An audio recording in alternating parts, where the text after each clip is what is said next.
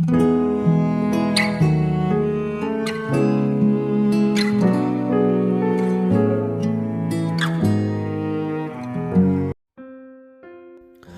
saudara yang kasih Tuhan Yesus, selamat malam dan salam sejahtera bagi saudara semua. Saya menyapa kembali bagi saudara yang ada di Indonesia dari Sabang sampai Merauke, baik yang di kota maupun yang ada di desa sampai di seluruh pelosok tanah air, dan saudara yang ada di Malaysia, di Sabah, di Sarawak, di Kuala Lumpur, dan dimanapun saudara berada. Sungguh senang sekali kembali lagi menjumpa saudara pada saat ini. Dan kiranya damai sejahtera dan sukacita daripada Roh Kudus senantiasa melimpah dalam hati dan kehidupan saudara semua. Dan kiranya saudara semua dalam keadaan baik dan sehat selalu, puji Tuhan. Selamat datang kembali di Pokok Anggur bersama saya Yosia Krisbianto. Mari saudara, sebelum kita bersama-sama merenungkan firman Tuhan, mari kita bersatu di dalam doa. Bapa di surga, Bapa yang baik, yang penuh dengan kemurahan, kebaikan, kasih karunia, berkat, Bapa yang kami layani, kami muliakan, kami puji di dalam nama Tuhan Yesus Kristus. Kami berterima kasih, mengucap syukur oleh karena pertolongan, berkat dan penyertaan Tuhan yang besar di sepanjang hari ini, sehingga kami boleh dimampukan Tuhan untuk melewati hari ini, hari yang Tuhan beri, untuk kami dapat melakukan segala aktivitas kami, tanggung jawab kami. Itu semua karena berkat pertolongan Tuhan.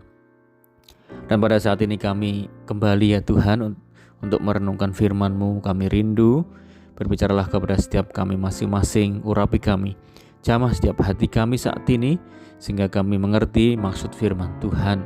Terima kasih, ini doa kami siap merenungkan firman-Mu hanya di dalam nama Tuhan Yesus Kristus kami berdoa, amin. Puji nama Tuhan saudara yang dikasihi Tuhan Yesus.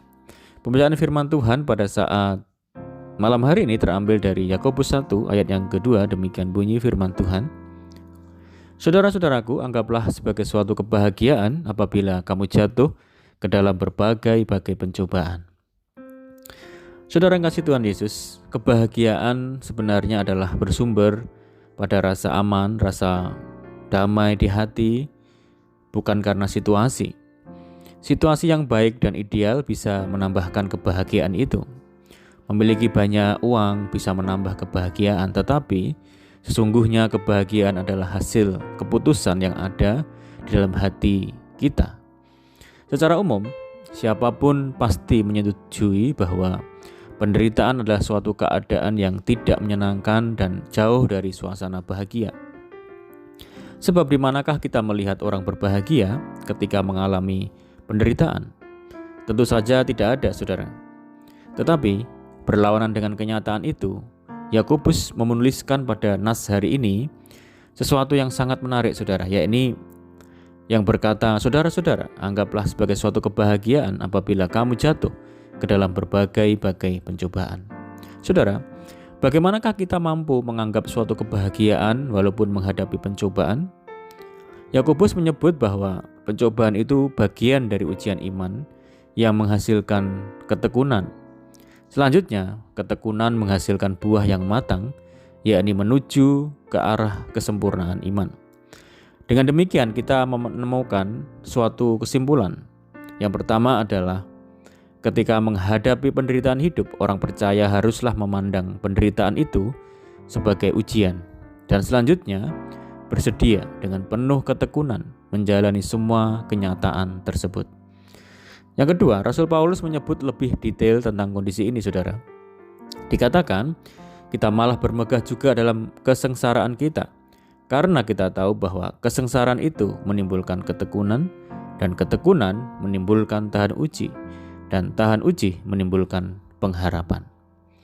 Yang ketiga adalah mereka yang menjalani pencobaan dan derita hidup dengan tekun dan lolos uji dan disebut sebagai pribadi yang tahan uji, sehingga selalu berpengharapan bahwa apa yang dihadapi saat ini pasti akan berakhir menuju kepada damai sejahtera yang indah pada waktunya. Saudara yang kasih Tuhan Yesus, nas hari ini mengingatkan kita bahwa berbagai pencobaan yang Tuhan izinkan terjadi dapat dianggap sebagai suatu kebahagiaan. Dalam Alkitab versi terjemahan bahasa Indonesia sehari-hari menggunakan kalimat, hendaklah kalian merasa beruntung. Ketika seseorang mengalami pencobaan, sebenarnya ia sedang beruntung karena terpilih dari sekian banyak manusia di dunia untuk dilatih menjadi semakin kuat dan bertekun di dalam iman. Ketekunan yang suatu saat akan menghasilkan buah yang matang dan menjadi berkat bagi sesama.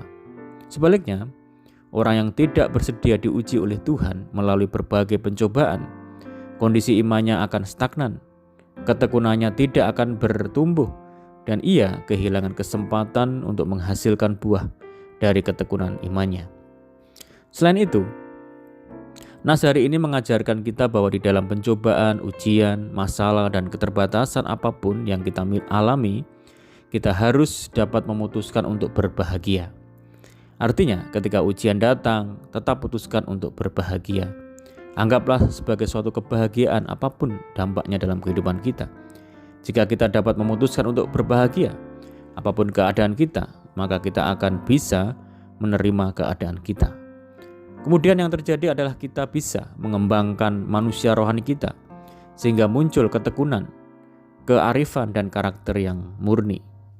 Pada akhirnya akan ada buah yang baik yang dihasilkan dari kedewasaan rohani kita. Semua ini bermula dari keputusan kita untuk menjadi bahagia apapun situasi yang kita hadapi. Saudara, jika tujuan pencobaan adalah untuk membuat kehidupan orang percaya semakin kuat, seharusnya kita pun dapat menyikapi pencobaan dengan benar. Karena setelah semuanya itu berlalu, kualitas hidup kita akan lebih baik. Untuk dapat melakukan semuanya itu, orang percaya itu memerlukan hikmat. Dengan hikmat Tuhan itulah setiap pribadi yang mengalami pencobaan tetap mampu menghadapinya dengan berbagai cara, sehingga tetap berbahagia. Karena itu saudara, tetaplah kita berbahagia dalam kondisi apapun yang terjadi, sebab kita akan menjadi orang percaya yang tahan uji sampai kita menerima mahkota kehidupan. Amin, puji Tuhan. Mari kita berdoa. Bapa di surga, Bapa di dalam nama Tuhan Yesus Kristus, terima kasih Tuhan buat firman-Mu saat ini. Ajar kami Tuhan untuk senantiasa berbahagia dalam menghadapi berbagai macam pencobaan. Sebab itulah yang Tuhan kehendaki dan ajarkan bagi setiap kami, sehingga kami menjadi semakin tekun dan iman kami semakin disempurnakan untuk suatu pengharapan yang tidak pernah tergoyahkan, yaitu kehidupan abadi bersama dengan Tuhan di surga. Terima kasih Tuhan, meteraikan firman-Mu dalam setiap hati kami saat ini ya Bapa. Dan saat ini kami rindu berdoa bagi setiap saudara kami yang mendengar program ini dimanapun berada, baik di dalam negeri maupun di luar negeri. Saudara-saudara kami yang ada di perantauan, Tuhan berkati, Tuhan teguhkan hati mereka untuk kuat di dalam Tuhan. Dan juga Tuhan menjamah, menyembuhkan setiap saudara kami yang saat ini terbaring sakit, dijamah, disembuhkan di dalam nama Tuhan Yesus Kristus. Bilur-bilur-Mu menyembuhkan. Tuhan memberkati saudara kami dalam kehidupan rumah tangga, dalam keluarga, dalam bisnis, pekerjaan, dalam pendidikan, Tuhan yang menjadikan berhasil. Terima kasih Tuhan, mohon penyertaan-Mu dan penjagaan-Mu dalam istirahat kami malam hari ini. Pimpin dan tuntun kami. Berdoa bagi saudara kami yang terikat oleh kuasa dosa dan kutuk dosa, dibebaskan dan dilepaskan di dalam nama Tuhan Yesus. Tuhan berikan penghiburan bagi setiap kami yang menderita, berikan kekuatan dan jalan keluar bagi setiap kami yang lemah dan putus asa. Berdoa bagi daerah kami, kota kami, desa kami, negeri kami, Tuhan yang memulihkan, Tuhan yang memberkati. Terima kasih Tuhan, ini doa kami hanya di dalam nama Tuhan Yesus Kristus kami berdoa. Amin. Puji nama Tuhan, saudara yang kasih Tuhan Yesus, kita sudah mendengarkan firman Tuhan saat ini. Saya yakin dan percaya saudara semua diberkati. Mari kita tetap bersukacita di dalam Tuhan, tetap mengandalkan dan berharap bergantung hanya kepada Tuhan Yesus. Sampai jumpa di renungan berikutnya. Saya ucapkan selamat malam, selamat beristirahat. Tuhan Yesus memberkati. Haleluya.